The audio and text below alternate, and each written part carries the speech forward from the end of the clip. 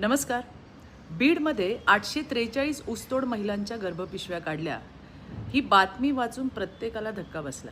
मलाही एक स्त्री म्हणून हे खूप जिव्हारी लागलं. पण जेव्हा मी सत्य तपासलं तेव्हा लक्षात आलं की ही माहिती अर्धसत्य आणि दिशाभूल करणारी आहे. आपण याबद्दल थोडंसं जाणून घेऊया. मी संबंधित अधिकाऱ्यांना विचारून ही माहिती आज तुमच्यासमोर ठेवते आहे.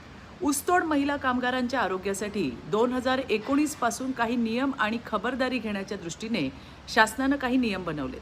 आता उठसूट कोणीही गर्भपिशवी काढू शकत नाहीच.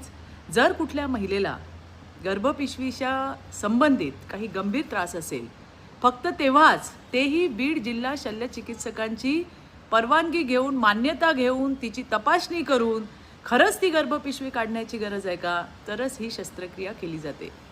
या शस्त्रक्रिया वैद्यकीय कारणांमुळे वेगवेगळ्या वर्षात झालेल्या आहेत.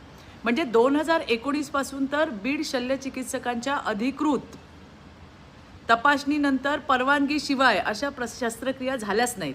या शस्त्रक्रियांचा कालावधी हा ऊसतोड हंगामाच्या लगतचा नाही आहे.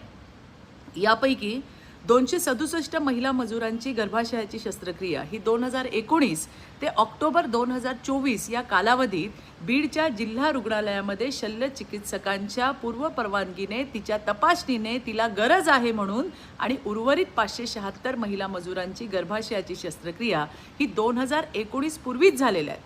त्यामुळेच माझं माध्यमांना विनम्र आवाहन आहे की महिला आणि आरोग्य यासारख्या संवेदनशील विषयांवर बातम्या देताना कृपया पूर्ण शहानिशा करा.